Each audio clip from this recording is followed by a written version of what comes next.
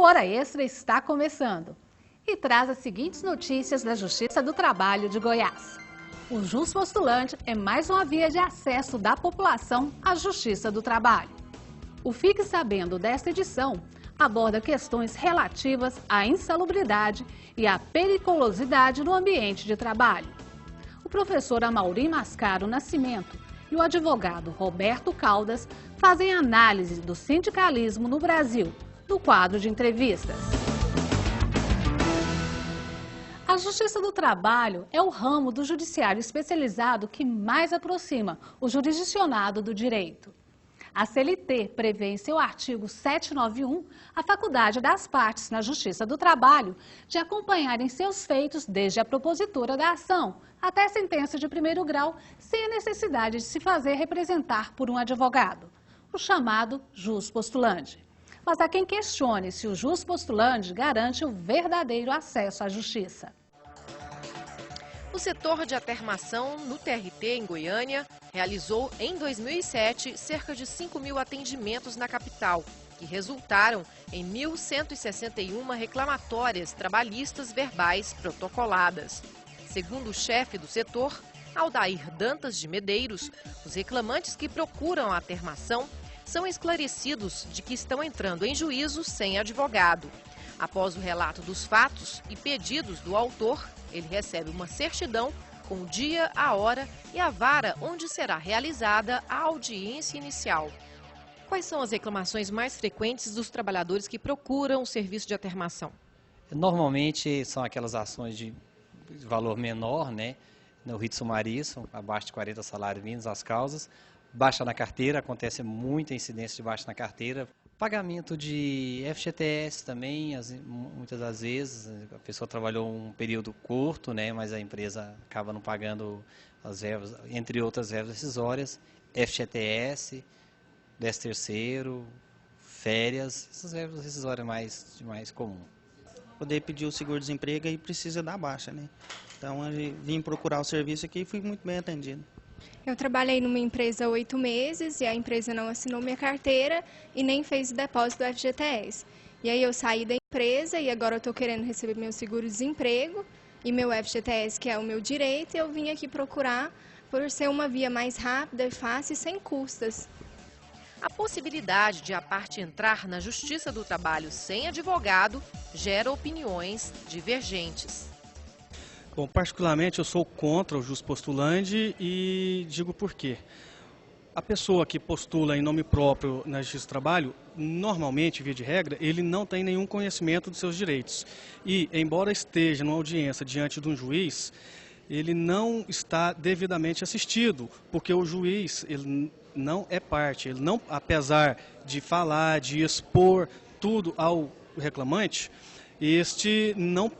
o juiz não pode interferir diretamente na sua decisão, não pode aconselhá-lo a tomar um caminho. Eu sou a favor, certo, até um certo nível, certo, ações de pequenos porte, mas existe uma desigualdade muito grande. Inclusive, há de se ressaltar que os tribunais superiores não admitem a questão do jus postulante, não vem admitindo com naturalidade em alguns recursos, por exemplo. Fica muito difícil para uma parte fazer um agravo de petição, um recurso de revista, um agravo regimental, qualquer um desses recursos que, como é a parte que reside em juízo em nome próprio, sem intervenção de um advogado, não tem esse preparo técnico para isso. O juiz do trabalho, Ari Pedro Lorenzetti, afirma que, dependendo do pedido, o jus postulante pode ser utilizado tanto pelo empregado quanto pelo empregador. Na verdade, o jus postulante ele nasceu com essa intenção de facilitar, de possibilitar ao trabalhador que, sem depender de uma assistência técnica de um advogado, pudesse pleitear seus direitos. Parece-me que ainda persiste o interesse em que ele seja mantido, porque nem todas as ações são de tamanha complexidade ou de valor relevante que desperte o interesse ou que compense, às vezes, ao trabalhador pagar um advogado para ter assistência em sua causa. Então, nesse sentido, ele se torna útil e permite, principalmente nas pequenas causas, que o trabalhador possa ir à justiça sem desembolsar um valor que torne não compensatória essa ida à justiça. talvez até nós pensemos muito no lado do empregado, que normalmente é o reclamante, mas o empregador talvez até seja o maior beneficiado justamente naquelas situações em que se discutem questões mais simples e o empregador é de pequeno porte e é presumível que o empregador conheça o direito. Portanto, se o empregador tem toda a documentação que comprove que já pagou as parcelas que estão sendo postuladas, não há razão para impor-lhe que ele contrate um advogado. E aí é uma distinção importante. Não é que nós vamos proibir que alguém venha assistido por um advogado, mas permitir que a pessoa se defenda por si só.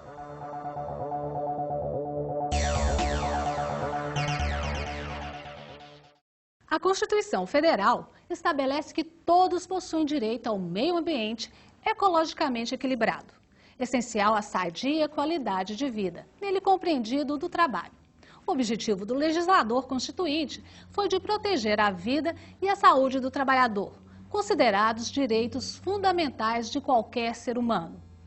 Nessa edição, o Fique Sabendo aborda os adicionais de insalubridade e periculosidade devidos em certos tipos de atividade profissional. Alguns profissionais exercem suas atividades em condições insalubres ou perigosas. Para compensar o risco desse tipo de trabalho, a CLT prevê o pagamento de adicionais de insalubridade e periculosidade, que passam a integrar o salário do trabalhador. Mas eles não são cumulativos. Em caso de condições insalubres ou perigosas numa mesma atividade, o trabalhador deve optar pelo recebimento do adicional mais vantajoso.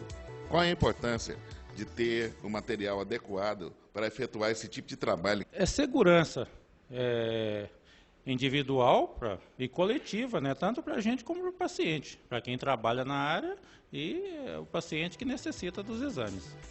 O adicional de insalubridade é devido quando o empregado estiver exposto a agentes nocivos à saúde acima dos limites de tolerância. O adicional corresponde a 10%, 20% ou 40% do salário mínimo, conforme o grau de insalubridade designado por perícia. Menores não podem realizar trabalho insalubre nem perigoso. Juridicamente, a insalubridade somente é reconhecida quando a atividade ou operação passa a ser incluída na relação do Ministério do Trabalho. Já o adicional de periculosidade é devido em trabalho com inflamáveis, explosivos e eletricidade.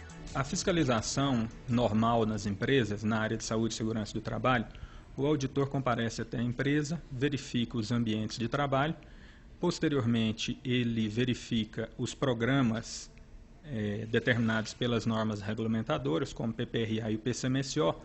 Esses programas eles têm que fazer um levantamento dos riscos existentes nos ambientes de trabalho. O empregador ele tem que comprovar que está sendo feito o pagamento, e não só o pagamento, no caso da insalubridade, ele tem também que estar investindo na diminuição dessa insalubridade ou na neutralização. A grande maioria das empresas que têm serviços de saúde e segurança do trabalho eficazes, eles cumprem a legislação. E quando está enquadrado nos anexos e o adicional não está sendo pago, aí é gerado um auto de infração. As multas na área de saúde e segurança, elas são relacionadas geralmente ao grau de risco da empresa e o número de empregados. Você recebe periculosidade? Recebo.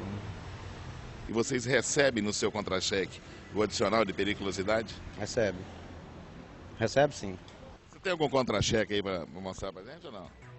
A caracterização ou classificação dos 12 adicionais é feita por meio de perícia, a cargo do médico ou do engenheiro do trabalho, segundo as normas do Ministério do Trabalho. Aproveitando a discussão trazida pelo Congresso Internacional sobre Direito Coletivo do Trabalho, o Hora Extra ouviu a opinião de 2 palestrantes. O professor Amaury Mascaro Nascimento abordou a reforma sindical no Brasil e o advogado Roberto Caldas tratou da substituição processual dos sindicatos. Assuntos que você confere a seguir.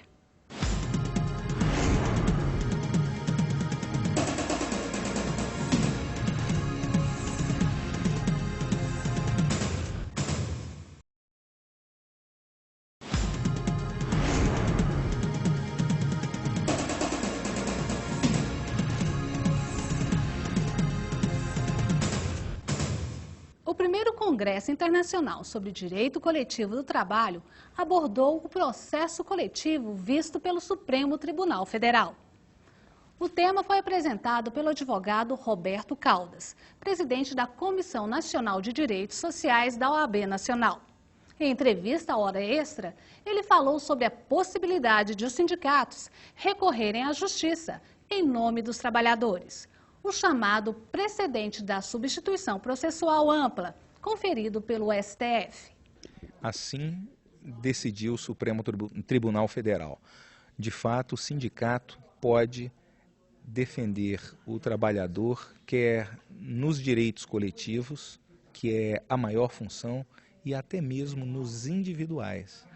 Hoje, nós temos a possibilidade de um acesso muito maior do cidadão trabalhador ao Poder Judiciário, porque antes da conclusão deste julgamento do Supremo Tribunal Federal em 2006, o que nós tínhamos, e ainda é uma realidade que se segue, é um velho ditado de que a justiça do trabalho, infelizmente, é a justiça do desempregado, porque o trabalhador somente depois de perder o emprego ou de sair espontaneamente é que reclama os seus direitos na justiça. Esse é um grande problema porque o desrespeito, muitas vezes, a direitos dos trabalhadores é realizado pela falta de sincronia entre desrespeito e ação, que teria um caráter pedagógico muito interessante. O que acontece? Se o trabalhador hoje reclama na Justiça do Trabalho, muitas vezes ele é sumariamente demitido, né? Ele é sem motivação demitido e, portanto, fica engrossando a estatística dos trabalhadores desempregados. Então, este ditado de que a justiça do trabalho é a justiça dos desempregados tende a ser eliminado com o tempo.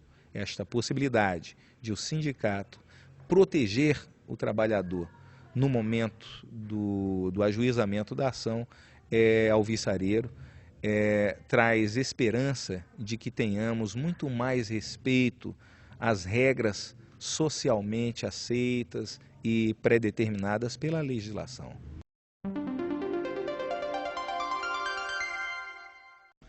O grande efeito que a sociedade brasileira espera, que é acelerar o julgamento no judiciário.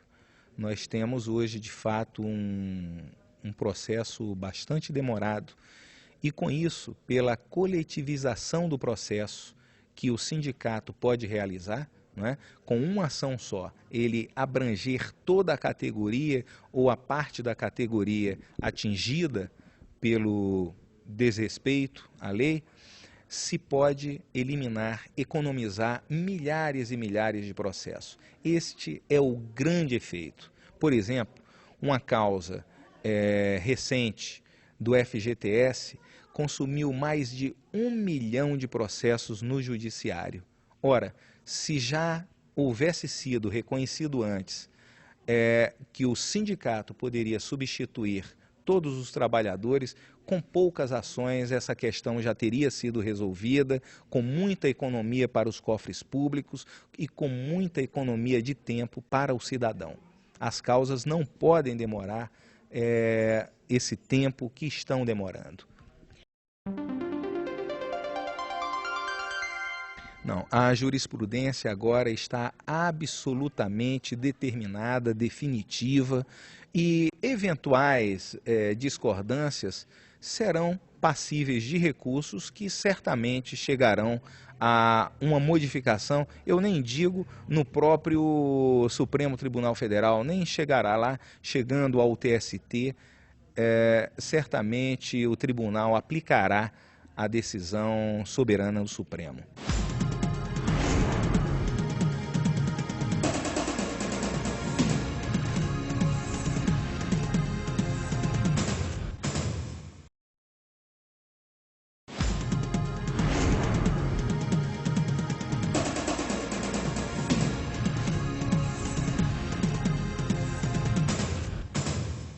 estamos de volta com o nosso quadro de entrevistas. Vamos apresentar a seguir entrevista concedida pelo jurista Amaury Mascaro Nascimento ao repórter José Mauro Luiz. Amaury Mascaro foi um dos palestrantes do primeiro Congresso Internacional sobre Direito Coletivo do Trabalho, realizado em Goiânia. Ele falou das dificuldades de se promover a reforma sindical no Brasil. Há mais de uma dificuldade. A principal é a dificuldade cultural, porque nós nos acostumamos com o modelo de sindicalismo que herdamos já há muitos anos, que é o modelo corporativista, e isso faz parte da história sindical do Brasil, pelo menos desde 1930 até os dias de hoje, com pequenas modificações.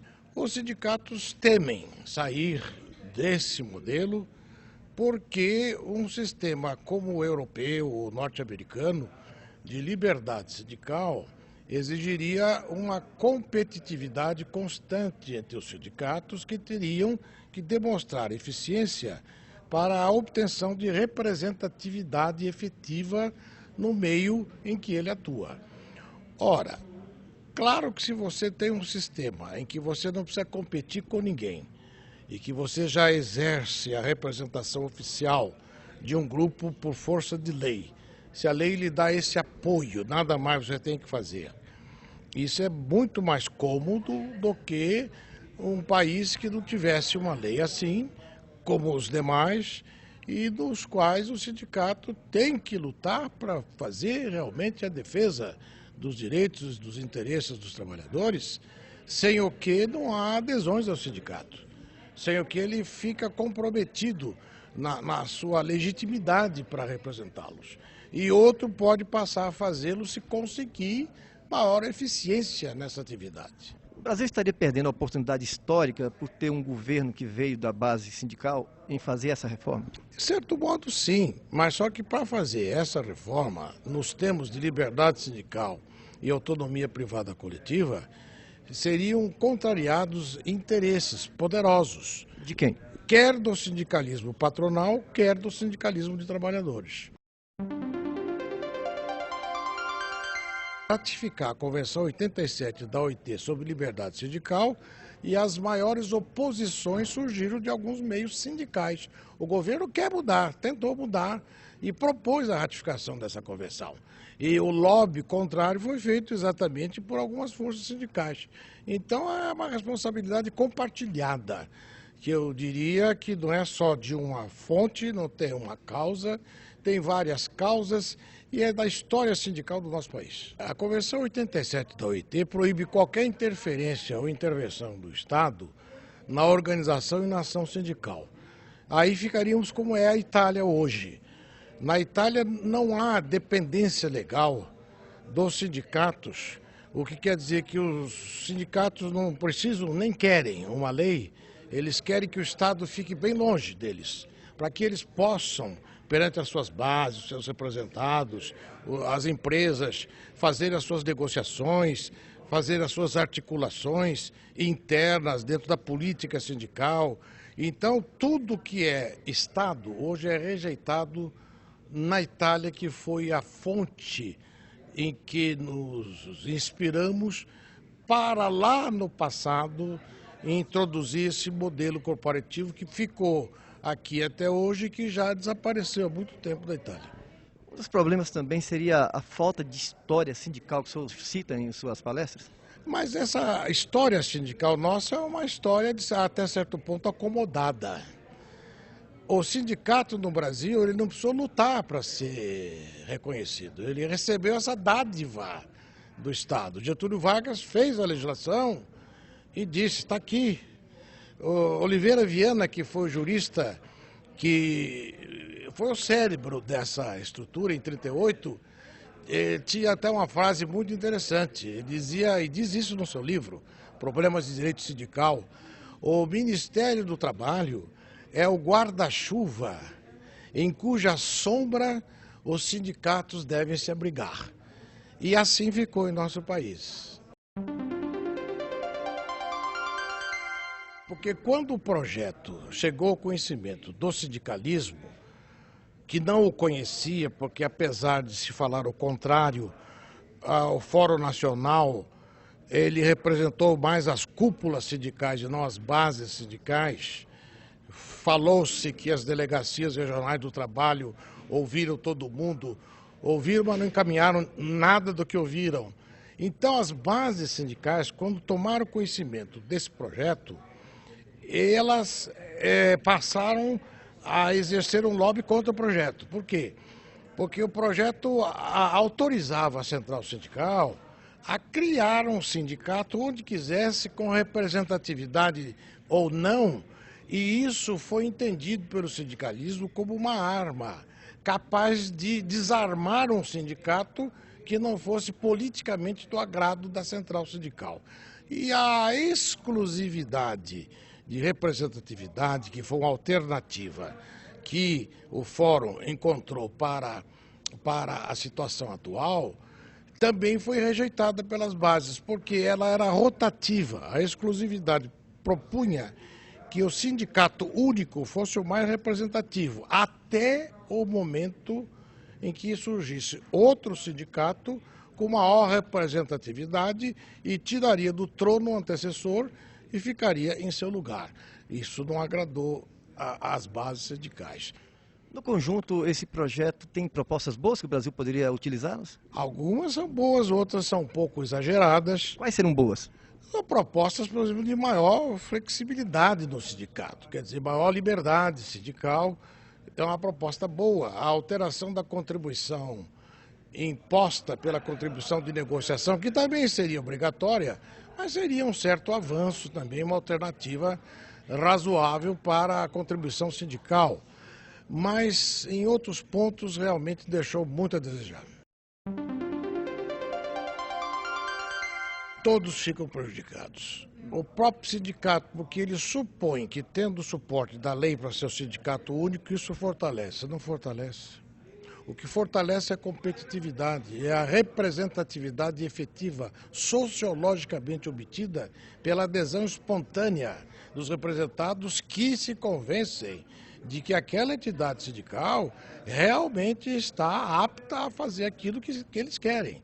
Então, o sindicato forte não é aquele que está sentado em cima da lei. O sindicato forte é aquele que sociologicamente demonstra para os seus representados que é capaz e, em contrapartida, os representados o apoiam espontaneamente numa greve, numa negociação, etc.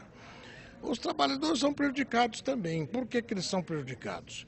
Porque se o sindicato passasse a ser competitivo, então poderia até lutar mais pelos interesses dos trabalhadores do que um sindicato estático, que é o dono do pedaço, da categoria, e que não vai fazer muita diferença para ele em conseguir ou não boas negociações coletivas. O Hora Extra fica por aqui. Muito obrigada pela sua atenção e até a próxima edição.